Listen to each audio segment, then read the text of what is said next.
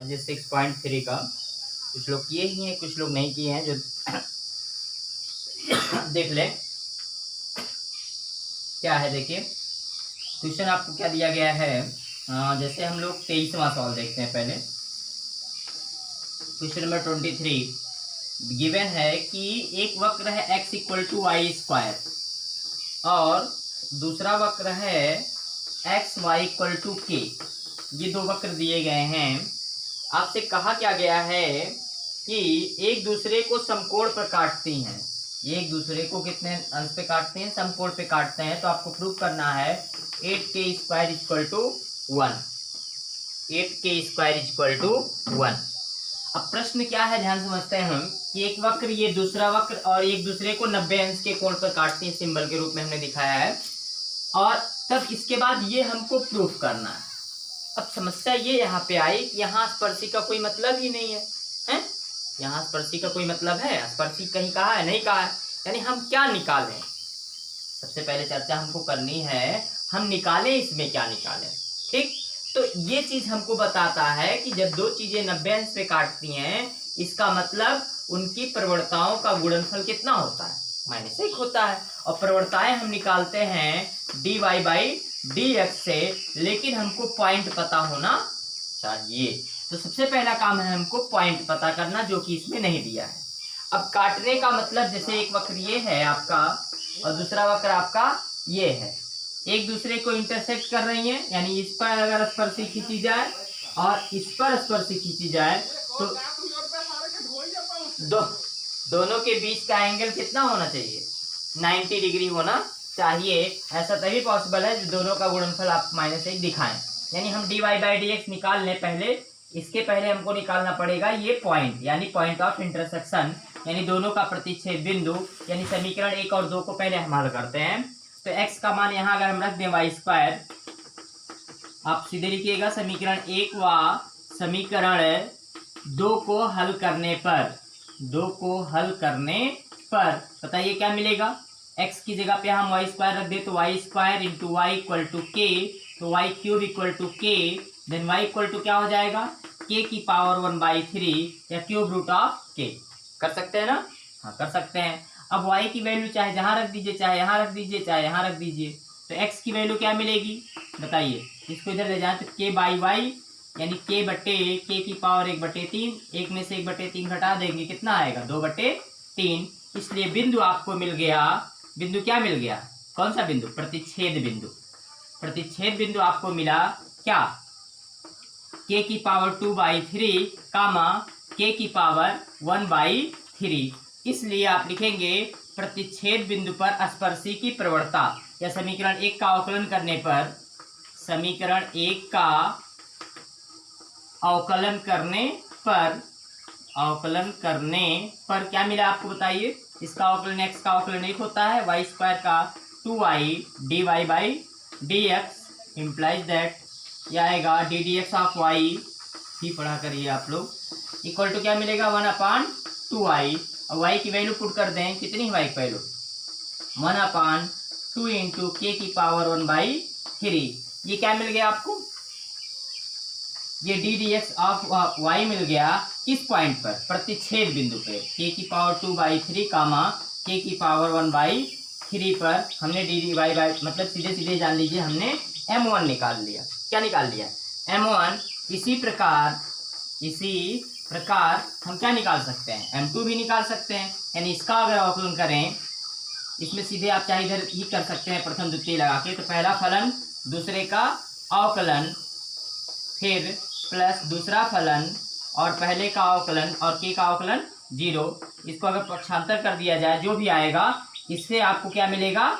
m2 मिल जाएगा। और m1 और m2 का गुणनफल आप -1 के बराबर कर दीजिएगा।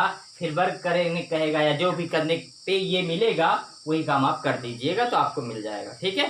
प्रश्न सोचा कैसे गया ये इंपॉर्टेंट होता है, और इसी पर हमेशा हमें कंसंट्रेट होना चाहिए। प्रश्न लग गया ये नहीं इंपॉर्टेंट, सोचा कैसे गया। ये दो वक्र दिए थे, हमसे कहा गया था कि ये प्रतिच्छेद करते हैं समकोण पे, तो इतना प्रूव करो। अब समकोण पे प्रतिच्छेद करने का मतलब क्या हुआ कि दो वक्र हैं। अब एक ये समकोण पे कैसे काट सकते हैं? कौन सा कोण 90 अंश है, पहले ये जानना जरूरी है। तो दो वक्रों के बीच का कोण जब भी कहे, इसका मतलब जाना करिए कि उनके प्रतिच्छेद बिंदु पर खींची गई स्पर्शियों के बीच का कोण पूछा जाता है। वक्रों के बीच का कोण का मतलब क्या हुआ कि उनके प्रतिच्छेद बिंदु पर खींची गई स्पर्शियों के बीच का कोण।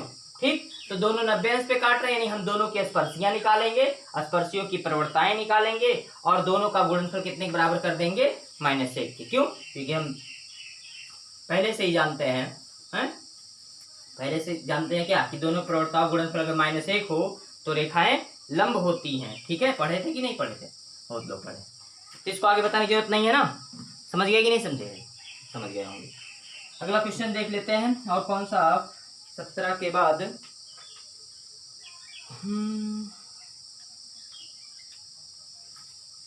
ये कौन सा क्वेश्चन था? 23 था। 23 के बाद 17 देख लेते हैं। 17वां क्वेश्चन क्या कहा है देख लीजिए, आप लोग पढ़िए जरा। लिखा है कि वक्र y=x³ के उन बिंदुओं पर को ज्ञात कीजिए जिन पर स्पर्श रेखा की प्रवणता बिंदु के y निर्देशांक के बराबर है। यानी हमको निकालना क्या है? हमको निकालना है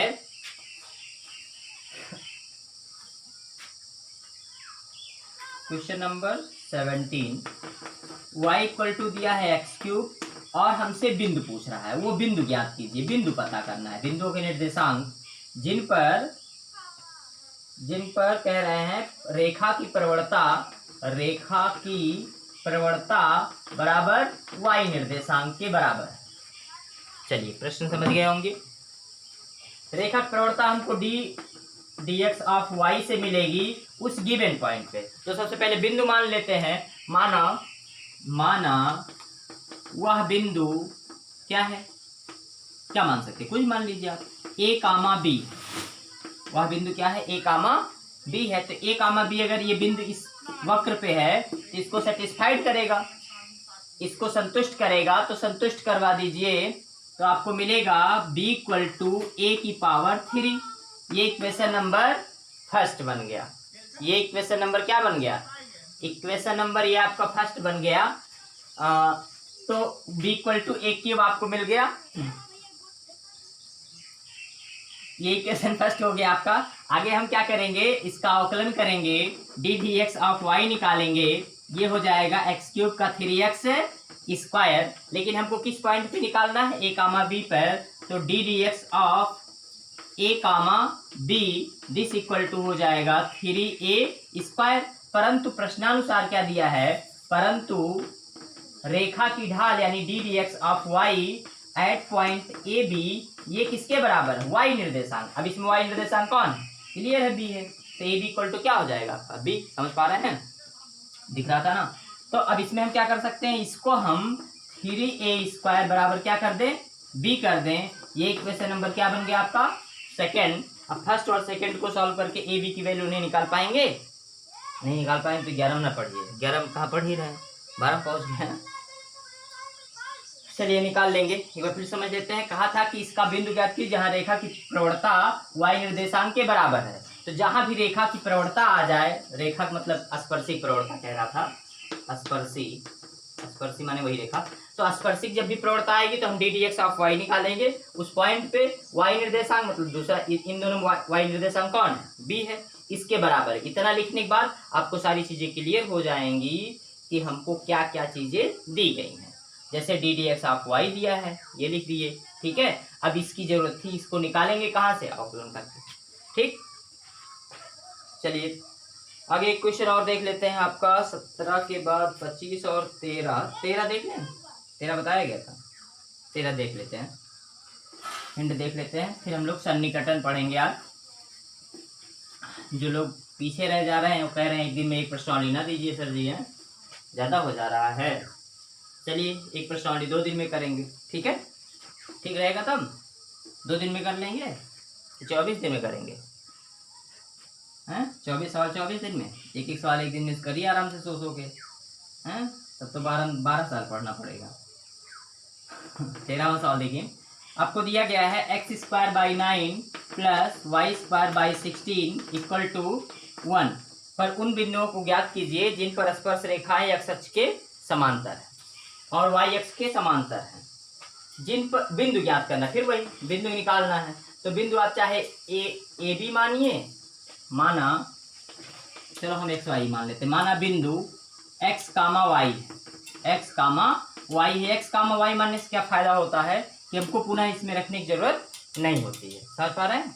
तो इसलिए हमने बिंदु को क्या मान लिया, एक्स कामा वाई। आगे क्या कहा है कि जहां पर स्पर्श रेखाएं एक्स अक्ष के समांतर है। अब आप जानते हैं कि ये वक्र है, अगर यहाँ पे स्पर्शी एक्स अक्ष के समांतर हो गई तो इस स्पर्शी की ढाल कितनी होगी बताइए आप। ढाल का मतलब यही होता है ना कि एक्स अक्ष से जितना कोण बना है उसी को हम ढाल कहते हैं। तो यहाँ ए बी की ढाल इसके साथ क्या है, कुछ कोण नहीं बना रही है ना, या कह सकते हैं आप इसके समांतर है। तो उस स्थिति में इसकी ढाल इस बिंदु पे क्या होनी चाहिए, शून्य के बराबर होनी चाहिए, समझ पा रहे हैं ना। अगर यही कहता कि मान लो वक्र ऐसे है, इस पे जो स्पर्शी है ये एक्स अक्ष पे लंब है या वाई अक्ष के समांतर है, वाई अक्ष के समांतर मतलब क्या हुआ, एक्स अक्ष पे लंब है, तब उस स्थिति में ये कितना कोण बना रहा है 90 डिग्री का। तब dy बाई डी एक्स किसके बराबर होगा, tan 90, और tan 90 की वैल्यू कितनी होती है, इनफाइनाइट होती है। तो d D x of y कितने के इक्वल हो जाएगा, इनफाइनाइट के इक्वल हो जाएगा। यानी कहने का मतलब ये है कि इसके इस बिंदु पे हम d D x of y निकाल लें और उसी को एक बार शून्य के बराबर कर दीजिए, ठीक है। एक समीकरण इसे मानिए, यहां से आपको दूसरा समीकरण मिलेगा, दोनों को हल करके यही एक्स वाई का मान निकालना है। समझ पाएगा कि नहीं समझ आएगा, हिंट हम बता दे रहे हैं, करना आपको। आप क्या करेंगे, इसका अवकलन करेंगे, जो आएगा उसको शून्य के बराबर करेंगे। क्यों शून्य के बराबर करेंगे, क्योंकि आप लिखेंगे क्योंकि स्पर्शी एक्स अक्ष के समांतर है, एक्स अक्ष के समांतर है, इसलिए इसकी ढाल कितने के बराबर हो गई, शून्य के बराबर। क्यों, क्योंकि समांतर होने पर थीटा का मान 0 हो जाता है और ढाल m बराबर tan थीटा होता है।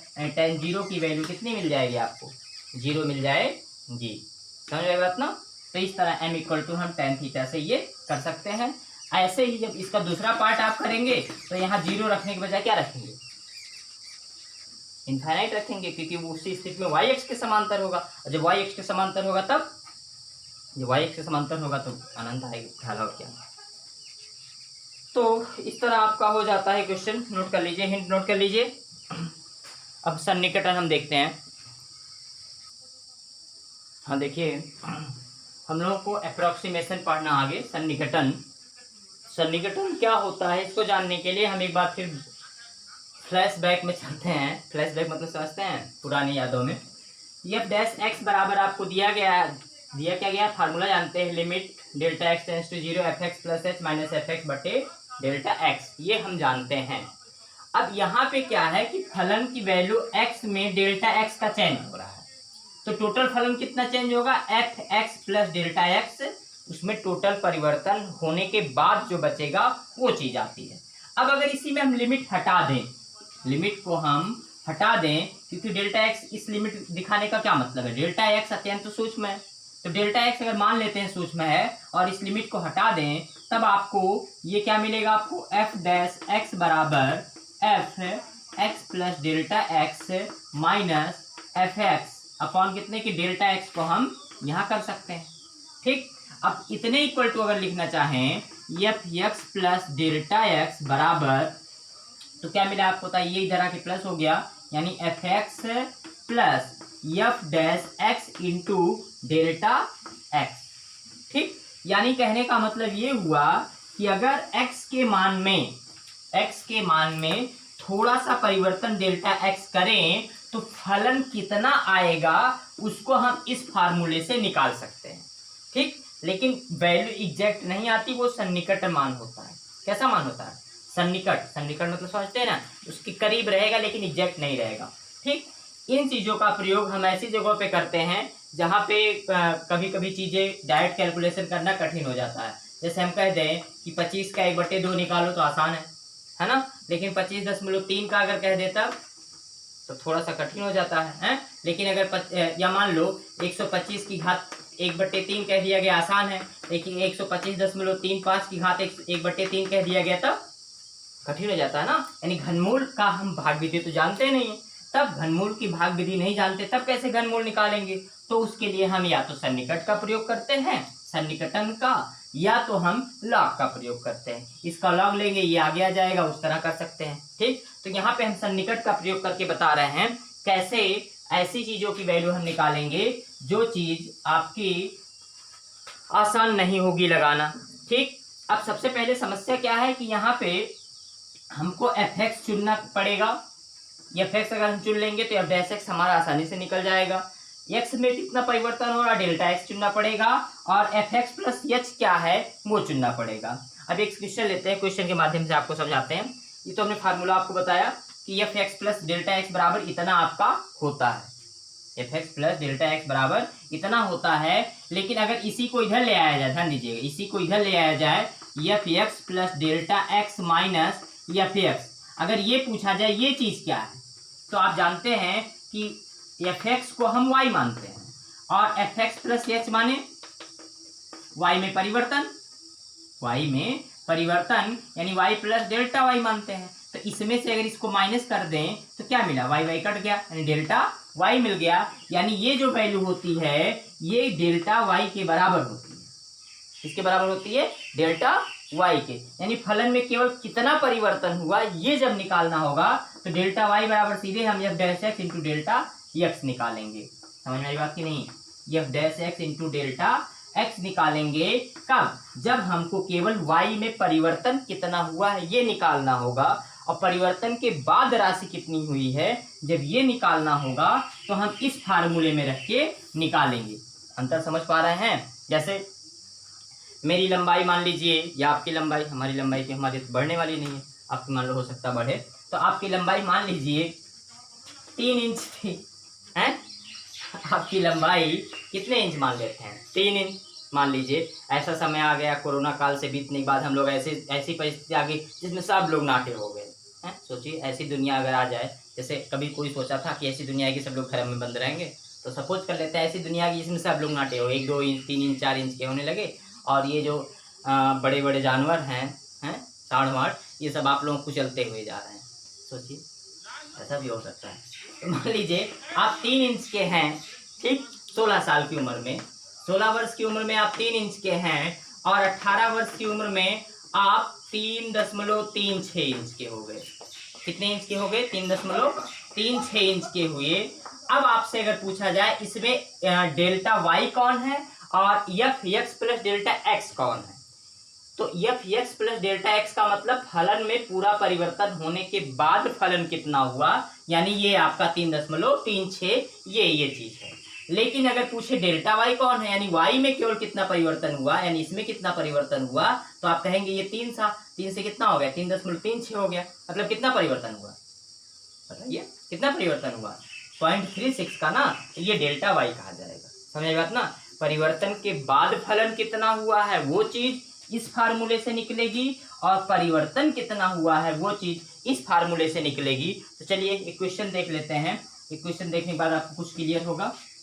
फार्मूला नोट कर लीजिएगा, अप्रोक्सीमेशन का फार्मूला है, इससे हम लगाएंगे। देख लेते हैं क्या कह रहा है। जैसे मान लो कौन सा क्वेश्चन ले लें, पहला दूसरा तीसरा, कौन सा ले लें, पहला दूसरा तीसरा एक टाइप, सब एक ही टाइप के हैं।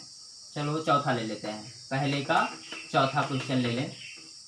क्या दिया है, fx इक्वल टू, नहीं कोई फलन दिया है 0.0009, इसकी पावर 1/3, इसका घनमूल निकालना है। इसका घनमूल निकालना है, यानी हमको फलन में परिवर्तन नहीं निकालना, टोटल फलन निकालना है। यानी इसको हम x plus delta x suppose करेंगे। इसको क्या सपोज करेंगे, x प्लस डेल्टा x, और इसको हम ऐसे 2 पार्टों में तोड़ेंगे, एक x और एक डेल्टा x बन जाए। x ऐसा होना चाहिए जिसका आप ये मूल निकाल सकें, जैसे 1/3 लिखा है यानी तीसरा मूल निकाल सकें, ठीक है। 1/10 लिखा होता है 10वां मूल निकाल सकते हैं। अच्छा, एक ऐसी राशि है जानते हैं जिसका कोई भी मूल निकालना बहुत आसान है। एक ऐसी राशि है, कौन सी ऐसी राशि है, हमने बता दिया, एक ऐसी राशि है, मतलब 1 है ना, 1 का कोई भी मूल निकालना तो निकाल सकते हैं। तो 1 माइनस इसको लिख सकते हैं 0.0001, सॉरी 1 2 0 ना, इसकी पावर कितनी निकालनी है, 1/3। समझ पाए। अब आप अगर इसको ध्यान से देखें तो x और डेल्टा x दोनों क्लियर हो गया। x माने 1 और डेल्टा x माने -0.001। 1। ठीक, अब हमको एक फलन f(x) सेलेक्ट करना है जो इस रूप का हो, यानी f(x) बराबर x की पावर हम क्या मान लेंगे 1/3, ये माना गया है। समझ आई बात ना। यहाँ अगर 1/10 हुआ होता तो x पावर 1/10 मानते। जिस रूप में ये घात रहेगी या फलन रहेगा f(x) बराबर हम उसी फॉर्म में मानेंगे। समझ पाए कि नहीं। अब इस फार्मूले में रखना तो आपको क्या क्या चीज चाहिए बताइए। ये चाहिए, मिल गया। क्या मिला, x पावर 1/3। ये f' चाहिए, नहीं मिला तो कर लेते हैं, इसका ऑप्शन कर दीजिए तो f' कितना आ जाएगा बताइए। कहाँ करें, यही कर रहे हैं। ये f' कितना आ जाएगा बताओ, 1/3 और x की घातें -2/3 आएगा ना। ठीक, अब सारी वैल्यू यहाँ हम रख दें तो f(x) प्लस डेल्टा x बराबर क्या मिला, f(x) माने x की पावर 1/3 प्लस f' माने 1/3 इंटू x की पावर -2/3 और इंटू डेल्टा x, और ये हो गया आपका f(x) प्लस डेल्टा x बराबर। अब सबकी वैल्यू अगर हम रख दें यहाँ देखिए, यहाँ से इसकी तुलना अगर हम करें तो x का मान क्या है, f लिख दीजिए आप, चाहे f लिखेंगे ना लिखिए तब भी चलेगा, क्योंकि यहाँ पे देखिए x पावर 1/3 है, इसकी पावर 1/3 है, इसको दो भाग में तोड़ेंगे तो ये x पता चलता है, ये आपका डेल्टा x पता चलता है। x की वैल्यू कितनी हो गई 1 और डेल्टा x की वैल्यू कितनी हो गई 0.001, वो भी किसमें, निगेटिव में। वैल्यू यहाँ रखते हैं तो इसका मान मतलब सीधे सीधे आप इतना ही लिख सकते हैं 0.009 की whole power 1/3 equal to x means कितना आपका 1 की घात 1/3 प्लस 1/3 x की घात -1 की पावर 2/3 डेल्टा x माने आपका -0.001। अब इसको सॉल्व कर दें तो 1 प्लस माइनस का मल्टीप्लाई माइनस हो जाएगा, और इसको अगर हल करें तो 0.001/3। अब इसको क्रॉस मल्टीप्लाई करके आप हल कर लेंगे, जो आएगा वो इसका घनमूल हो जाएगा। तो यही प्रक्रिया है। अब जितने सॉल्व कर पाइएगा करिएगा, फिर अगले में बताइएगा, जो सॉल्व नहीं है बताया जाएगा। ठीक।